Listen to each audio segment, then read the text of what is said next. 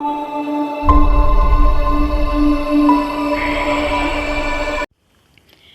वालेकुम and welcome to Unex academy.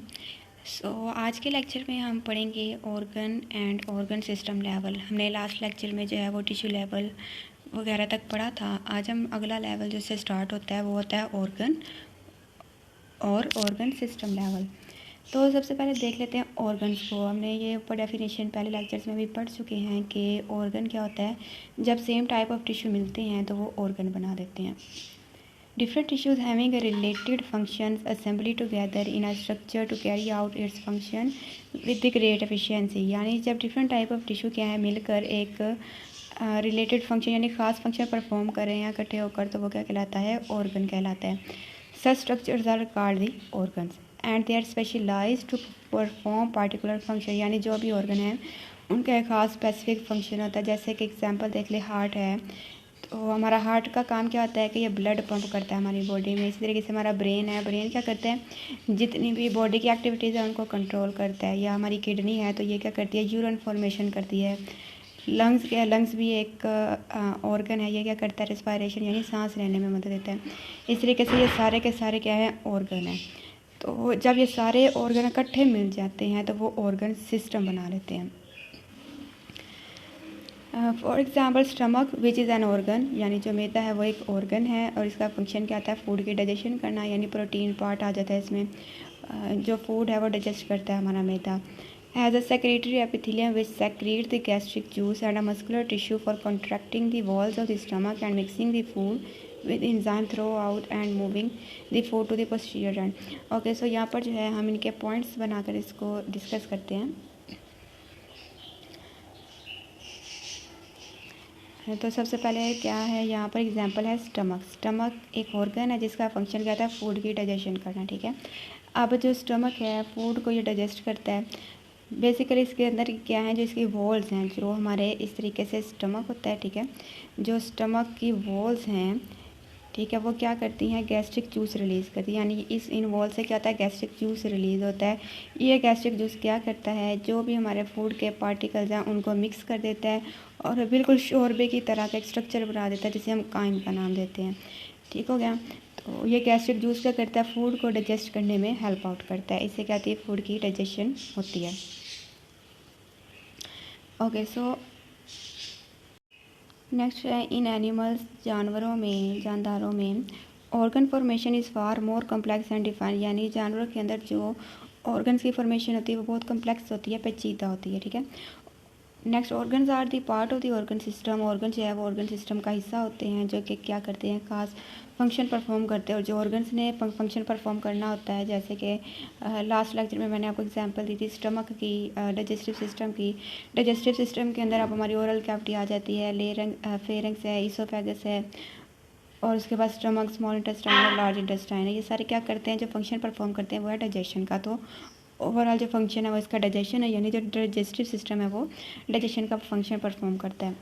Next the organ level of organisation is much less definite in plant than it is in animal. यानी ये ऊपर वाली बात है कि एनिमल्स में कम्प्लेक्स होती है ऑर्गेनाइजेशन ऑर्गन लेवल की, लेकिन प्लांट्स में बिल्कुल सादा होती है। Next at the most we might distinguish root, stem, leaves and reproductive structure. यानी कुछ में हम जो है उनके रूट में, यानी प्लांट के जो रूट हैं, जो उनके स्टेम है, लीव्स, या जो रिप्रोडक्टिव स्ट्रक्चर यानी फ्लावर, उनको हम डिस्टिंग्विश कर सकते हैं, उसमें हम फ़र्क कर सकते हैं। Clear cut function the distinguishing feature can be assigned to each of the structure. Roots are involved in anchoring the plant. Now we will discuss about the function of the parts of the plant. First is root. Root क्या करता है, plant को anchor करता है। Anchor मतलब गाढ़े रखता है। गाढ़े रखने से क्या मुराद है, अगर ये दरख्त है, ठीक है, नीचे ये इसकी स्टेम आ गई और ज़मीन के नीचे क्या है, रूट्स है। ये रूट क्या करती है, इस दरख्त को ज़मीन के अंदर गाढ़े रखने का काम करती है। तो इसका मतलब होता है एंकरिंग। ठीक है, जो लफ्ज़ एंकर का मतलब है गाड़ना। ओके, सो नेक्स्ट क्या है कि इसके अलावा जो है वो स्टोरेज करती हैं, यानी रूट्स क्या करती है, फूड को स्टोर भी करती हैं, पानी को स्टोर करती हैं और मिनरल्स वगैरह को स्टोर करती हैं। The shoot supports the entire plant. जो शूट है उसका फंक्शन क्या है कि वो पूरे प्लांट को सहारा देता है। लीव्स का फंक्शन क्या होता है कि फूड की मैन्युफैक्चरिंग होनी है, फूड मैन्युफैक्चरिंग यानी फोटोसेंसिस होनी है। अब आप इससे वेल अवेयर हैं कि जो फोटोसेंसिस का प्रोसेस है वो कहाँ पर होता है, लीव्स में होता है। ठीक है, तो लीव्स क्या करते हैं, प्राइमरी ऑर्गन है फॉर फूड मैन्युफैक्चरिंग, यानी यहाँ पर क्या हो रही है, फोटोसेंसिस हो रही है। जो फ्लावर्स हैं वो क्या होता है, रिप्रोडक्टिव स्ट्रक्चर होते हैं प्लांट का, और जाहिर सी बात है इन्होंने क्या करना होता है, रिप्रोडक्शन करनी होती है। The complexity of the organ system of animal is associated with a far greater range of function and activities than found in plant. मतलब क्या कि जो एनिमल्स के अंदर ऑर्गन सिस्टम है उसके फंक्शन बहुत कम्प्लेक्स होते हैं, उसकी रेंज बहुत ज़्यादा होती है, यानी वो ज़्यादा फंक्शन परफॉर्म करते हैं अगर हम इसको कंपेयर करते हैं विद द प्लांट्स। अगर सो नेक्स्ट जो हमारा लेवल है हमारे पास, वो हम स्टडी करेंगे इंडिविजुअल यानी एक पूरे का पूरा जानदार, होल ऑर्गेनिज्म यानी पूरा का पूरा जो जानदार है वो, उसके बारे में अब हम स्टडी करते हैं। Various organs in plants and various organ system in animals are assembled together to form an individual यानी एक होल ऑर्गेनिज्म। ये डेफिनेशन होगी इस लेवल की कि जब बहुत सारे प्लांट के या एनिमल्स के जो भी ऑर्गन और ऑर्गन सिस्टम मिलते हैं तो वो जब इकट्ठे होते हैं, असेंबल यानी इकट्ठे होते हैं, तो वो क्या बना देते हैं, एक इंडिविजुअल, मतलब कि एक पूरे का पूरा होल ऑर्गेनिज्म बन जाता है। The whole organism has its individuality, यानी हर एक जानदार की अपनी जो है वो इंडिविजुअलिटी होती है, इनफरादियत होती है, अपनी उसकी जो है वो करेक्टरिस्टिक्स होती हैं। ठीक है, it is different from other member of the same species in a certain respect, यानी एक जानवर की उसके अपने ही जो मेंबर है उससे करेक्टरिस्टिक डिफरेंट होती है। अगर हम बात करते हैं होमो सैपियन की यानी इंसान की स्पीशीज़ की, तो डेफिनेटली एक इंसान दूसरे इंसान से मुख्तलिफ होता है। The various functions, process, activities of an organisms are coordinated। अब जितने भी फंक्शन या प्रोसेस या जितनी भी सरगर्मियाँ एक जानदार में एक ऑर्गेनिज्म में हो रही हैं वो क्या होती है, कोऑर्डिनेट होती है, यानी वो तरतीब वाइज जो है वो हो रही होती हैं। Animal cell all the systems work in coordination with each other, specially जो एनिमल्स हैं उनके अंदर जो भी ऑर्गन सिस्टम है वो क्या किया होता है, एक दूसरे के साथ कोऑर्डिनेट किया होता है और फिर जो है वो फंक्शन परफॉर्म होते हैं। For instance mean example. For example, if a man is engaged in continuous and hard exercise, यानी अगर एक इंसान जो है वो कंटिन्यूस कोई वर्जिश कर रहा है, एक्सरसाइज कर रहा है, not only his muscle are working, अब वर्जिश करते दौरान सिर्फ उसके मसल वर्क नहीं कर रहे होते बल्कि क्या होता है उसके साथ साथ जो है रेट ऑफ रेस्पिरेशन भी इंक्रीज़ होता है, हार्ट बीट भी इंक्रीज़ होती है। मतलब सिंपल क्या कि जब हम हार्ड एक्सरसाइज करते हैं तो ज़ाहिर सी बात सिर्फ हमारे मसल तो नहीं मूव कर रहे होते बल्कि क्या है, अगर आप थोड़ी सी भी दौड़ भी लगाते हैं तो उस वक्त आपका सांस फूलना शुरू हो जाता है, मतलब कि जो रेट ऑफ रेस्पिरेशन है वो क्या है, इंक्रीज़ हो जाता है, और उसी वक्त आपकी हार्ट बीट भी जो है वो तेज़ी से मूव करना शुरू कर देती है। ऐसा क्यों होता है, बिकॉज जब हम एक्सरसाइज कर रहे होते हैं तो हम कंटिन्यूसली वर्क कर रहे हैं, ठीक है, तो इससे जो ऑक्सीजन का लेवल है हमारी बॉडी में वो क्या हो जाता है, कम हो जाता है। ठीक है, इस वजह से अब जो हमारा सांस है वो बहुत ज़्यादा फूलना शुरू हो जाता है और हम क्या करते हैं, जल्दी जल्दी सांस लेते हैं ताकि जो ऑक्सीजन है, जो ऑक्सीजन का लेवल है वो ज़्यादा से ज़्यादा और ज़्यादा से ज़्यादा जो ऑक्सीजन है वो हमारी बॉडी में ट्रांसफ़र हो सके। Okay, so in animals the coordination is achieved by the means of nervous system, यानी एनिमल्स में जो कोऑर्डिनेशन का सिस्टम है वो हमारे नर्वस सिस्टम यानी ब्रेन से होता है, या फिर जो हमारा एंडोक्राइन सिस्टम है, एंडोक्राइन सिस्टम मतलब जो हमारे ग्लैंड्स का सिस्टम है, जो हमारे हार्मोन्स हैं, या फिर हमारा जो ब्रेन है वो क्या करता है, जो कोऑर्डिनेशन को कंट्रोल किए हुए हैं। लेकिन प्लांट्स में जो है वो ऐसा नहीं होता, प्लांट में नर्वस सिस्टम नहीं होता, ब्रेन नहीं होता, बल्कि उनके अंदर सिर्फ और सिर्फ हार्मोन्स होते हैं जो कि फंक्शन को परफॉर्म कर रहे होते हैं। नेक्स्ट जो हमारे पास लेवल वो आता है पॉपुलेशन का। पॉपुलेशन क्या होता है, ये हमने पहले भी पढ़ा है कि पॉपुलेशन क्या होता है, ग्रुप ऑफ लिविंग ऑर्गेनिज्म है। ठीक है, ग्रुप ऑफ क्या लिविंग ऑर्गेनिज्म है। अब वो जो जानदार है वो क्या करेंगे, सेम स्पीशीज से बिलोंग करेंगे, सेम प्लेस पे होंगे और सेम टाइम पे होंगे। मतलब है सेम स्पीशी है जो कि सेम यानी एक ही जगह पर एक ही वक्त में मौजूद है, वो चीज़ क्या कहलाती है, पॉपुलेशन कहलाती है। बेसिकली पॉपुलेशन के अंदर इंडिविजुअल का ग्रुप होता है। ओके, नेक्स्ट जैसे उन्होंने एग्जांपल बताइए कि number of rats in the field of rice, यानी जो चावल राइस की जो फील्ड है, जो खेत है, उसके अंदर नंबर ऑफ़ रैट्स क्या है वो पॉपुलेशन कहलाएंगे। ठीक है, या फिर आपकी बायोलॉजी की क्लास में जो स्टूडेंट्स बैठे हैं वो भी क्या है, पॉपुलेशन होगी। ठीक है, या फिर एक शहर में जो ह्यूमन पॉपुलेशन है, सिर्फ इंसान है, वो भी एक पॉपुलेशन कहलाएगी। या फिर एक सिटी में जितनी डॉग्स की पॉपुलेशन है वो भी क्या है, एक पॉपुलेशन कहलाती है। Next, population is a higher level of biological organization than organism। अब क्या जो पॉपुलेशन है वो क्या है इस ऑर्गेनिज्म यानी इंडिविजुअल लेवल से एक स्टेप बड़ा होता है, क्योंकि इसके अंदर ग्रुप ऑफ ऑर्गेनिज्म आ जाता है जो कि सेम स्पीशीज से बिलोंग कर रहे होते हैं। This level of organisation as its own attributes, attributes हम कहते हैं खसूसियात को, यानी ये जो लेवल है पॉपुलेशन का इसकी अपनी खसूसियात हैं जो कि क्या करती हैं डिफरेंट ग्रुप डिफरेंट इंडिविजुअल के मिलने से बन रही होती हैं, लेकिन वो इंडिविजुअल डिफरेंट है लेकिन स्पीशीज सेम होगी। ठीक है, next sum of these attribute यानी इसमें से कुछ जो करेक्टरिस्टिक्स हैं वो क्या आती है, जीन की फ्रीक्वेंसी है, जीन फ्लो, एज डिस्ट्रीब्यूशन है, पॉपुलेशन डेंसिटी, पॉपुलेशन प्रेशर, ये सारी जो वो इसके अंदर इसकी करेक्टरिस्टिक्स आ जाती हैं पॉपुलेशन की।